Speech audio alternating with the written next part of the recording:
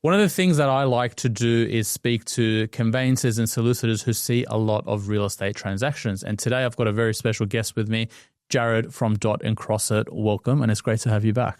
Thank you, Pete. Thanks for having me back. Now, you and I, last time we spoke about the market and the trends that you're seeing. We're going to touch on that today, but I want to talk to you about a very important topic, a topic that's growing in popularity, and that is purchasing property within self-managed super funds. It's quite a specialized area, isn't it? Yeah, it certainly is. One that was popular maybe 5 years ago, then really went off, probably following the Royal Commission, might be around about then. But certainly the last couple of years, we've seen a bit of resurgence, definitely. Now, I think if you're buying property in a self-managed super fund, you have to be very, very careful, and you have to do things carefully with trusted professionals. And at the end of the day, it's a legal transaction. So the structure in which you do this transaction needs to be done very carefully legally. Give us an overview of how property, residential or commercial, works inside a self-managed super fund from a legal perspective. Yeah, sure. Well, look, the first thing to say is that it works very differently depending on whether you're buying with cash only out of your self-managed super fund or whether you're using a bank. Now, the vast majority of my clients are using a bank as more banks come back into that space.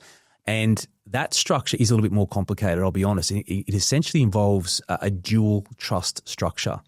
So you've probably heard this concept of a bare trust. Yep. What a bare trust is essentially it is a siloed sort of separate quarantined trust which holds one asset, only one asset on behalf of the bank. So on behalf of the self-managed super fund, but secured in favour of the bank, and that is the property you're purchasing. Let's break it down for someone that has heard of what a trust is, but doesn't know what it actually is. Okay, cool. So a trust is something where you hold not the legal ownership of something, but rather the beneficial ownership only. Okay, so basically I can hold something on trust for my son. That means I don't really have any real authority to derive any benefit out of that particular asset. All the money from that asset and the ultimate sort of when I sell it, the benefit of that when I sell it, that would go to my son. So in the case of a self-managed super fund, this entity, this trust, is holding it for the benefit of the super fund. Correct. But not the super fund itself. Correct. Yeah, that's a very important distinction. The legal ownership of that particular property that's in the bare trust is not with a self-managed super fund. Now, why is that? The reason is it's partly to do with the regulations, the self-managed super fund regulations, but it's also to do with the bank, right? Remember, the assets you can hold in your self-managed super fund in Australia are pretty wide. Okay, you can have cash, you can have shares, you can have cryptocurrency, you can even have historic cars in that, right? The bank is not interested in lending on that. They don't want any exposure to that.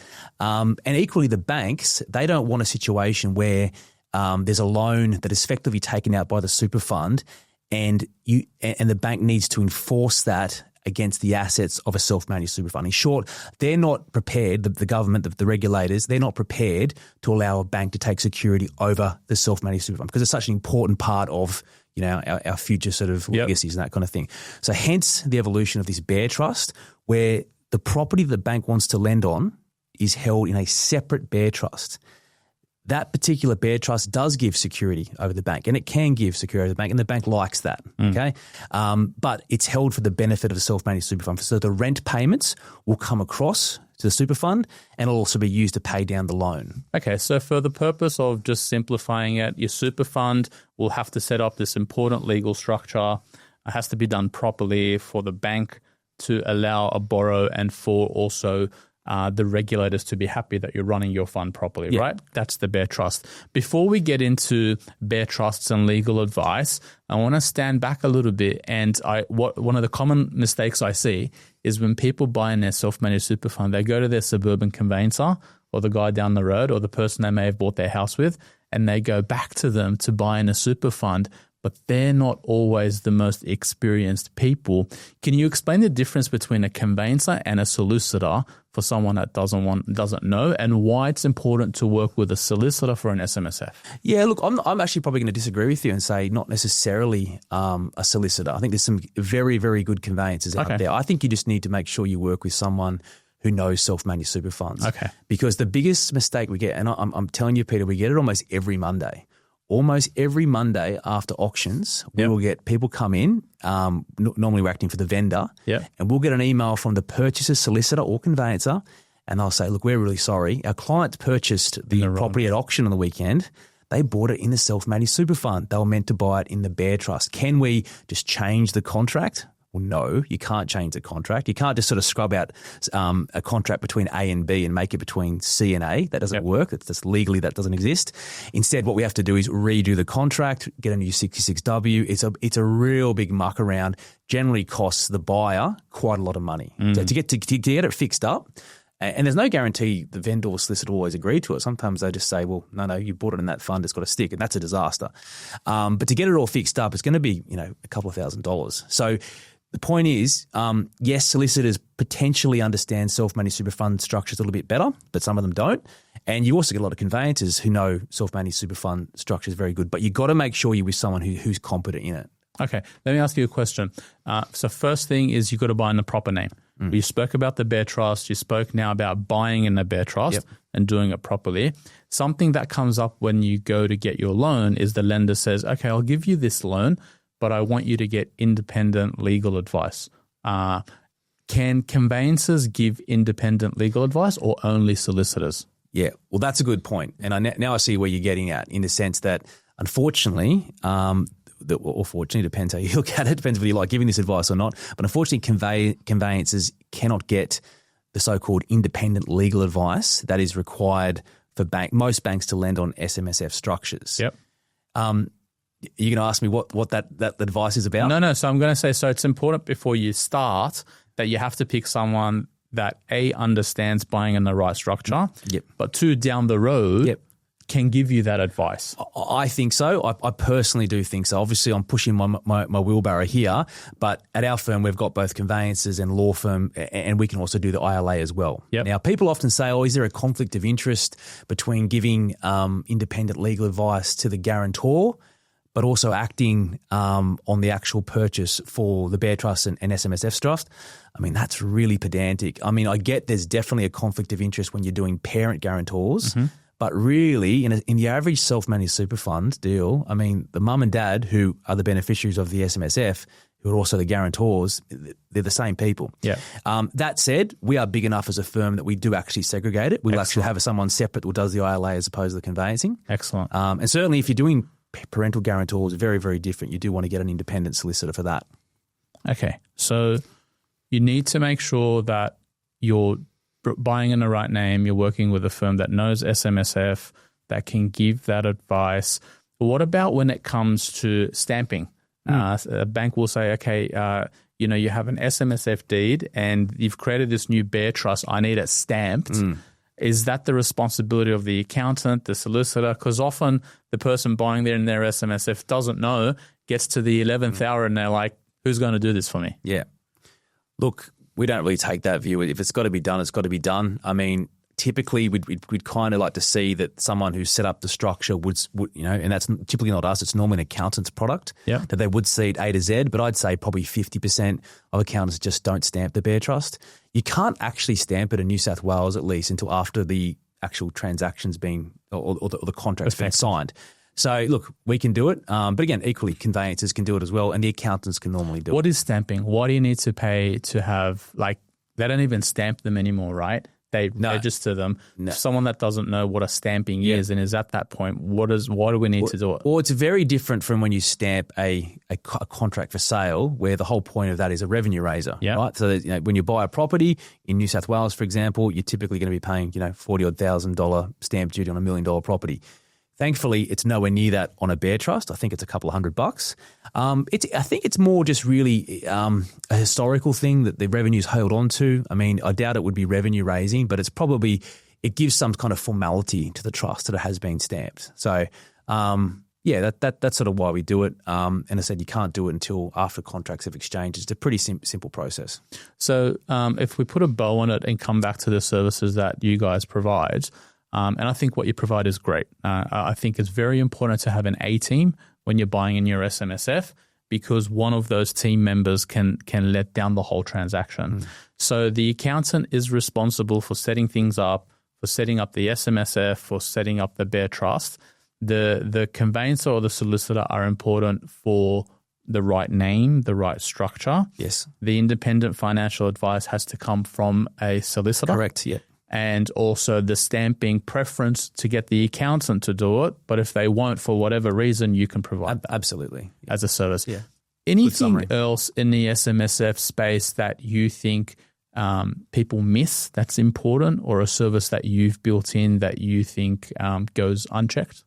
Well, the main one, which Peter, you're probably more across than me, is not every bank will lend on that structure. So I guess you're planning. If you decide all of a sudden you see, I want to go put that in my SMSF, and I'm going to borrow some money from my CBA. Now, I don't know whether CBA lends on. I'm not aware that they do. Yep. But what I am aware of is that there are very much specialist SMSF lenders on that. Yeah. So the planning on the financial side has to be with someone like you, weeks before you go and attend an auction. That's right. Yeah. That's why it's very important, for the professionals that you work with to know each other. They know who does what. They work together. It's like a soccer team. Yep. Right. The more we've played together, the better we're going to operate as a team and play as a team. And with SMSFs, it is a commercial loan. There are guarantors. There are a lot of specialized, and you're in an area of the law that is very heavily regulated, and the responsibility is on the trustees to get it right. Yes. A reason why I think people cut corners sometimes is because of costs. Yep. They get scared that going and getting advice, a proper law firm is going to charge them a lot of money. How do fees work generally, and are those fees able to be paid from the SMSF? I know you can't give advice on that, but from what you see. Yeah. Now, starting with that, they definitely can be paid by the SMSF. In fact, I feel like they may have to be. Okay. It might be under the rules there that you can't provide any kind of financial support. That's the first thing. Now, our fees, I can be sort of pretty... You don't have to tell me your fee, but just how they work. I'll tell you. Okay, great. I'll tell you what they're starting with. Our fee is $650 for the independent legal advice. That's very reasonable. I think it is reasonable, but the other thing is we do offer preferential accounts. Sort of, it's not a full waiver, but it's a heavy discount on that if we're also doing the conveyancing. Wow. So that's if you come off the street. If you're acting for a conveyancer and they said, we've just been told we need this ILA, and I get these calls probably 10, 20 times a week, $650, and we can mostly do it remotely. But as I said, there's normally a better rate, depending on what jurisdiction you're buying, et cetera. There's normally a better rate if we do the conveyancing as well. And we've spoken about buying in an SMSF. What about selling in an SMSF? Are there any areas that people get stuck with, or is it a lot easier to sell than to buy because the lending's done upfront rather than discharging? Yeah, it's a lot easier to sell. I mean, you just got to make sure that you've got both trustees or both directors of the trustees to sign. Sometimes you'll get someone who thinks, I'm one half of the SMSF so I can sign, and my wife's overseas or something, she can't sign. So both directors need to sign, as does with any company. Other than that, there's no real difficulties. I think obviously it's going to be tenanted, so you've got all the issues with tenancies and dealing with that. But no, the buying's the harder part. What if you've been lazy and you haven't been paying, or your accountant hasn't been paying your trustee ASIC fee or stuff like that?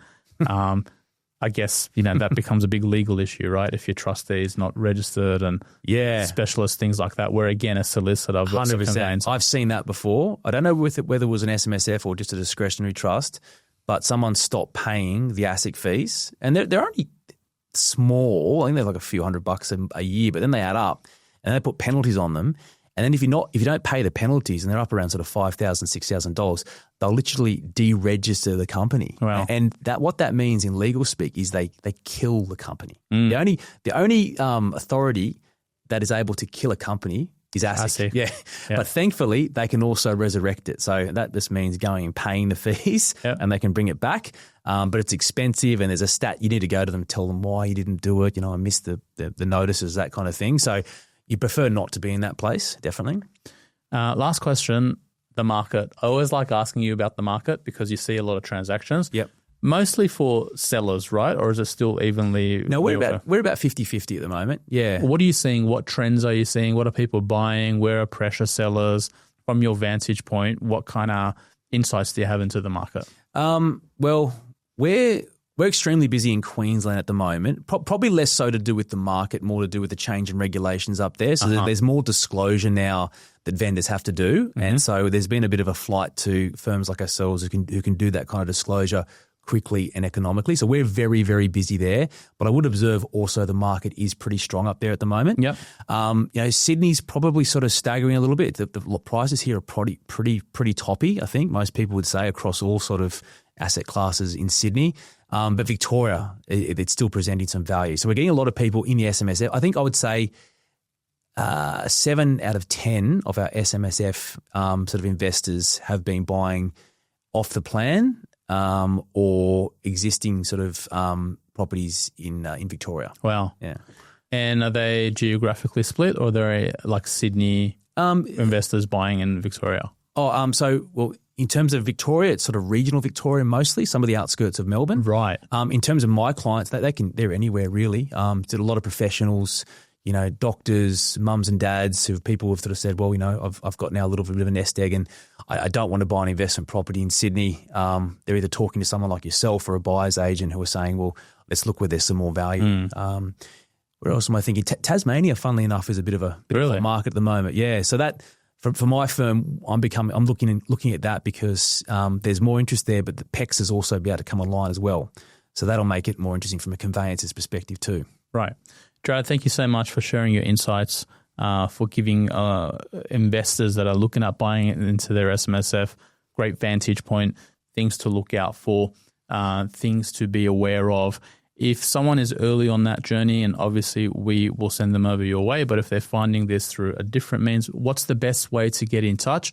How do you guys work? Is it a face-to-face or an online model? And where can they find you? Okay, great question. So you can definitely find us at our website, and there's all the contact details and phone numbers there. Physically, we have 12 offices throughout all of Australia, and we'd love to meet you in person, but it's really not necessary. Cool. We do everything online, and when it comes even to the independent legal advice, even where there's wet ink signatures required, which is most of the time, we can also do that remotely through Zoom or Teams or whatever the preference is. Excellent. So, yep. Mate, thank you very much, and I wish you all the best. Thank you, mate. Thank you.